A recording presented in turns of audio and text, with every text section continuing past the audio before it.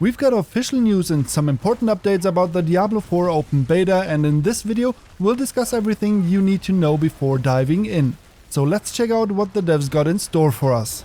First of all, the early access beta held last weekend was an absolute success. Sure, as expected, there were the usual queues, login issues and occasional crashes, mainly on Friday. But with as much as 6 hotfixes rolling out over the course of the weekend, the experience became much smoother with every patch and queues practically vanished.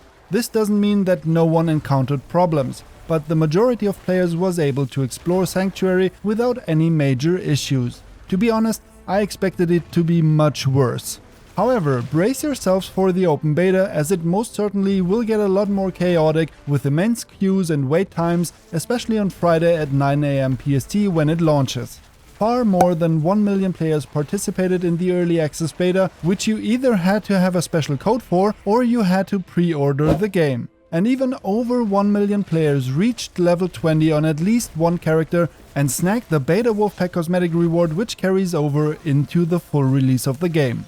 The open beta will probably see this number skyrocket, as the hype for Diablo IV is at an all-time high. So prepare some snacks and your favorite TV series to help pass the waiting time. And once you're finally in, you'll want to stay connected as long as possible without encountering any pesky error codes or crashes. Therefore, I recommend starting with moderate settings on PC and not immediately maxing out the game's graphics at 4K and all high settings, especially on Friday. During early access, there were also issues with RTX 30 and RTX 40 series graphic cards and memory leaks causing game crashes. The new NVIDIA Game Ready driver is designed specifically for the Diablo IV beta to address these problems. So make sure to download the latest graphics card driver regardless of the series or manufacturer to avoid driver-related crashes. I also suggest limiting your FPS driver side to help prevent issues. One way or another, you probably won't be able to avoid queues entirely due to the overwhelming interest in the game. The preload for the open beta has been available since Wednesday, so make sure to download the game ahead of launch. For those who played in early access, a small patch is available for download. This patch fixes various issues, such as the spawn times for Ashava, the open world boss, who will now appear as originally planned on Saturday, March 25th at 10 AM, 12 PM and 10 PM PDT, and on Sunday, March 26th at 12 AM PDT. Ashava will still have a 30-minute timer before the event starts, providing ample time to prepare and complete other activities.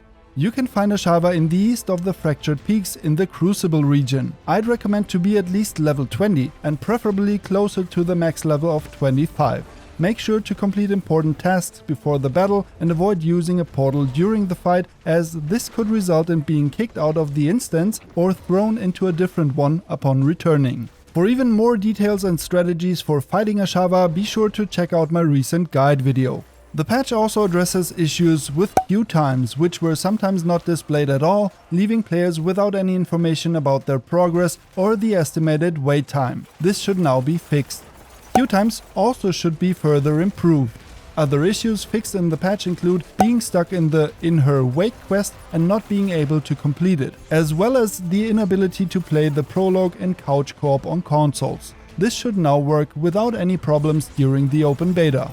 Additionally, another client patch will be released before the beta to address a problem causing numerous crashes. After the patch, FPS will be properly limited during in-game cutscenes, preventing memory overflow and game crashes. Also, there is some information about localizations. In the open beta, the only voiced language will be English. However, in the full release of the game, there will be more languages available. Currently, there is no information on which languages will make it into the game come release day. Unfortunately, there's some bad news for those looking forward to the dev livestream at the start of the open beta. The stream has been postponed indefinitely so that the team can focus all their efforts on the open beta and its launch. In my opinion, this is a smart decision. I can imagine that at 9 AM not only will hell break loose in Sanctuary, but also the queues will be on fire, and Blizzard will need all hands on deck. However, the stream will be rescheduled for the near future. And shortly after the open beta there will be 2 additional dev streams. In these streams, the developers will be discussing Diablo 4's monetization plans and the endgame in detail. There are no exact dates for the streams yet, but if you subscribe to the channel and activate the notification bell, you won't miss any new information about Diablo 4.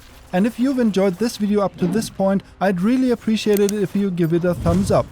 But unfortunately, there's more bad news for those who want to play couch co-op on PC, meaning 2 players on 1 PC. Currently, this feature is exclusive to console. Couch co-op is not possible on PC. In an interview with Eurogamer, General Manager Rod Ferguson explains that this is a platform-specific issue on PC, as it is not possible for 2 players to be logged into their accounts simultaneously. Since it's assumed that most PC players play on a monitor and not on a 65-inch TV, it sounds like there are no immediate plans to change this, and couch co-op will remain a console-exclusive feature for the time being.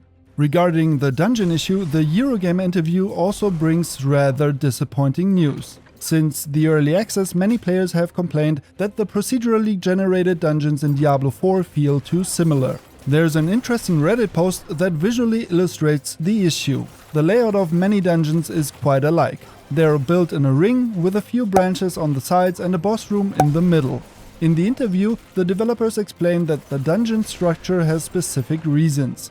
For one, they want to avoid players having to walk back through an empty dungeon after obtaining a key or an essential item to unlock a door. However, I have to say this hasn't worked for me most of the time, as I often took a wrong turn at a junction and missed the key, forcing me to backtrack through the entire dungeon to grab the key or destroy an altar, only to return through the empty dungeon once again. And honestly, I think this is an unavoidable issue if enemies don't respawn regularly. At least I think it's not solved by this layout. Another point made by the devs is that in the final game, dungeons can be modified with sigils. These sigils give monsters buffs and debuffs, and the way you play a dungeon should change fundamentally, providing the necessary variety. However, I'm still a bit skeptical about this argument and if it really is enough to make the dungeons feel less samey. How did you find the dungeons in early access? Did you notice the layout issue? Did you often miss keys, chests or altars in one of the junctions and had to walk across an empty dungeon? Let me know in the comments below. Another intriguing piece of information from the interview revolves around the character classes in Diablo 4, with many players expressing concerns that the Barbarian felt weaker compared to the Rogue and especially the Sorcerer. Rod Ferguson and Joe Shelley pointed out that they are, of course, using the beta as an opportunity to observe the classes in the hands of the players and to consider potential balancing changes.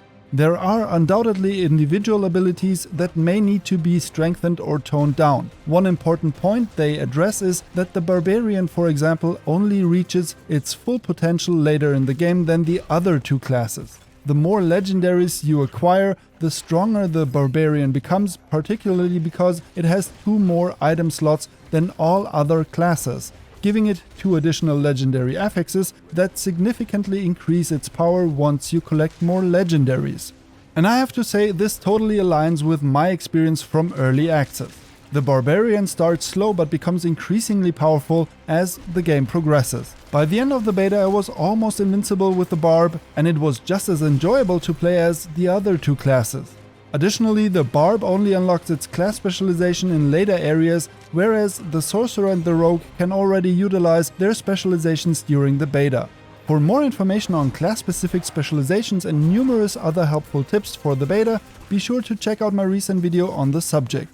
However, the Druid will not be able to use its specialization, the Spirit Animals, in the beta because you would need to travel to Skorsglen to unlock this feature, and unfortunately this area is not yet accessible in the beta. But that's all the information we have on the open beta so far, and I hope this video kept you well informed. I'd be thrilled if you could give it a big thumbs up. Don't forget to check out my latest video displayed here on the screen. Have an awesome day and I'll catch you in the next one.